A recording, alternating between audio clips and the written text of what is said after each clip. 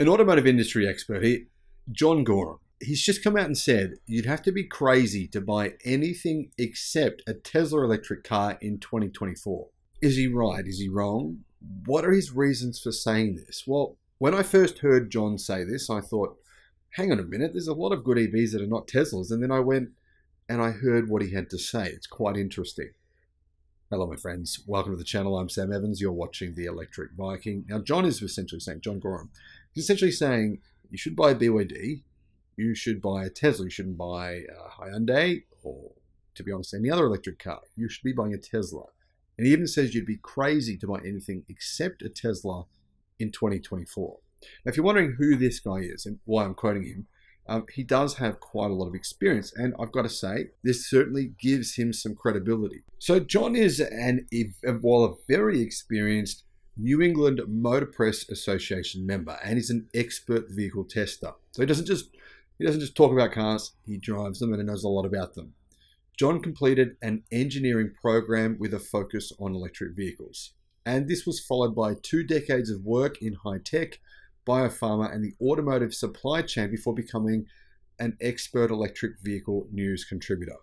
In addition to his work at various media organizations, John has published thousands of articles and reviews at American news outlets. He's well known for his work at Talk News, but he certainly publishes articles in many different locations. So John says if you buy anything except a Tesla EV, you're just dumb. He says that's just dumb.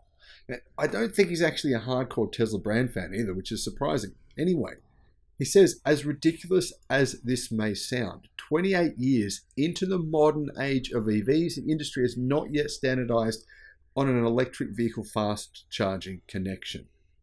In use right now in America are 3 different charging standards. The oldest running battery electric model in America, the Nissan Leaf, uses the CHAdeMO standard.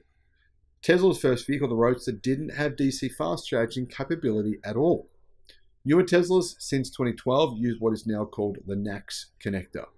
And every other battery electric vehicle in America that can DC fast charge uses a CCS connector. What a mess. And it will only get worse before it gets better. Now, of course, it's going to get much better because all other automakers in North America have signed on, almost all of them, 95% of them have signed on to use Tesla's NACS charging connector, but they don't do that yet.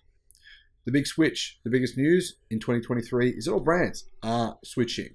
Wherever you go, the charger will use a Tesla-style NACS charger handle and protocol, meaning even charging stations will have to now be NACS compatible that are not Tesla. So if you're a private company, you're going to be building out Tesla's NACS charging standards at your charging stations. It all makes sense because it's now the North American charging standard. However, EVs not made by Tesla today that are sitting on dealer lots, and well, to be fair, there's a lot of them, still have old CCS connectors.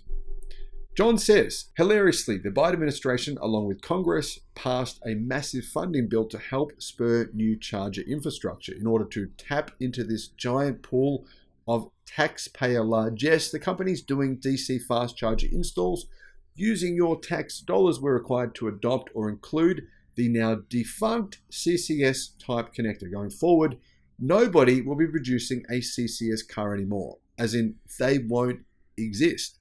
CCS in North America will be dead within a few years' time. I think he's right. What a knee slapper. How did this happen? Well, President Biden was pretending that General Motors was the leader in EVs while Tesla was actually the leader. It had to do with unions and union financing of elections, but let's not get too far off track, he says.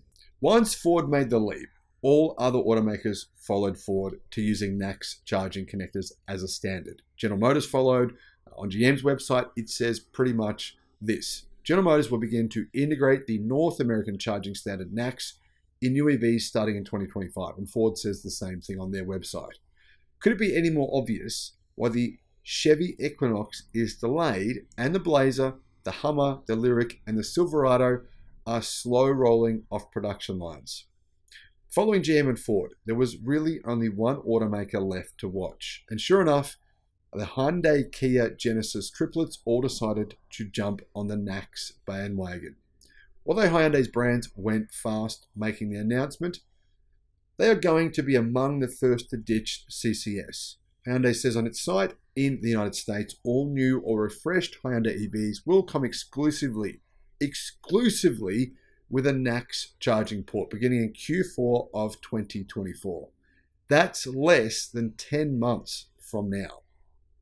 So I think John is saying in 10 months from now, when you can get a Hyundai EV, a Kia EV with an NACS charging port, then hey, go for your life. That's a good option, but not today, not now. We could keep listing out the announcements. Why bother, he says. Tesla, Ford, GM, and Hyundai Group make up nearly all of the EV sales, or all of the mainstream EV sales in America today, and likely tomorrow as well. Every major automaker has decided to switch from the connector the government mandated and instead jump on board with Tesla. That's kind of telling, isn't it? Anyway, here's the thing. You're probably thinking, how is this even relevant? It doesn't matter. I can just get some sort of connector thing and adapter, whatever. Well, he says this.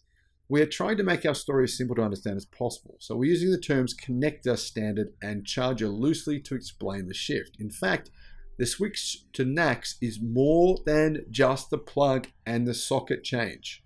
Here's the key. GM says it best.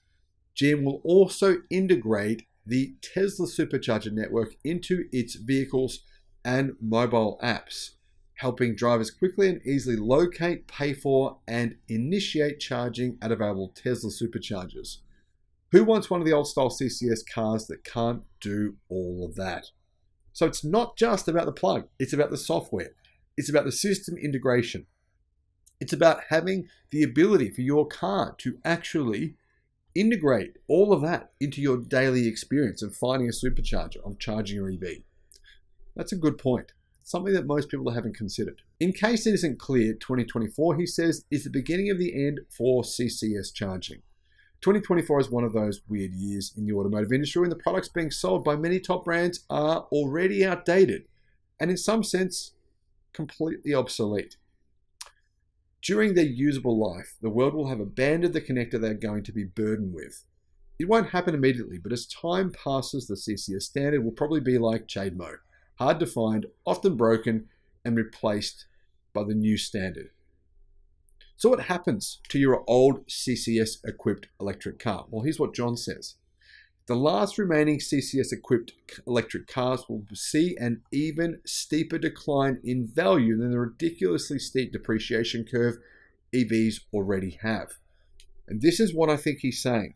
Do you want to have an EV that has even worse depreciation? That's what you're going to be taking on. Why would a used electric vehicle shopper want to buy a car with a charging connector that has been kicked out to the curb? It doesn't exist anymore. Do you remember Scout?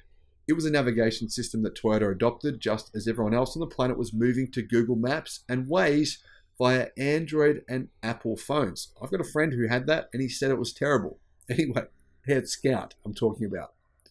If you were shopping for a used car today, how thrilled would you be if you had Scout navigation instead of Google Maps or Waze? Well, yeah, good point. Or, Apple CarPlay, Android Auto. Would you perhaps just opt for a different model or potentially just want to pay less for that model if it has something that's not going to work for you on a daily basis? CCS-equipped cars will be just fine for the next year or two. Turning the ship around, though, is a huge process. However, eventually an adapter will be the solution for those owners of the old-fashioned CCS-equipped cars. What a hassle that will be to lug around and plug in every single time you need to charge. So you're going to have to adapt it into your car, onto the end of the charger, every single time you need to charge. And I agree, I never really thought of this before, but I think it will be a bit of a pain in the ass.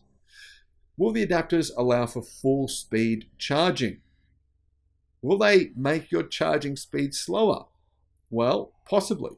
Will they be compatible with all chargers? I don't know. Will billing be smooth and automatic? Maybe. What if you drop your special adapter and it breaks while you're far from home trying to charge? What if you forget it? You leave it at home or someone takes it out of the boot when you're doing a road trip because you had to pack everything else in? I don't know. These are probably things that are not very likely, but they are possible. Honda will be hardest hit by this shift. The company has yet to sell an EV in America and was just about to start. Here's what Honda says on its website. In 2025, Honda is planning to launch a new EV model in North America equipped with a NACS port. From that point forward, Honda will continue studying, adopting NACS standards for all of its models. Honda says EV models the company will launch in North America before 2025 will be equipped with CCS. They are being developed to be compatible with NACS through the use of a charging adapter. That's a tough break. 2024 is about to start, and Honda hasn't yet launched an obsolete standard-equipped CCS cars. Who wants to bet they may just redesign them to use NACS and launch a little bit later than planned? So, do you avoid sunsetting technology? Do you buy a Tesla? Do you wait? Or do you buy a rival's EV? To avoid the old outgoing charger style, simply buy a Tesla, he says. Most EV buyers already do, around 55%. Tesla has been slashing prices, and that's very true right now. Tesla's inventory has some incredible discounts. And at the same time, the value of the dollar has been conveniently dropping like a stone. Heck, buy 2 Teslas. It's only money, he says. Another option will be just to wait until Hyundai Kia Genesis starts to equip models with NACS connectors in Q4 of the coming year. Or you can wait for pretty much every new EV to come with a new style NACS charger in 2025.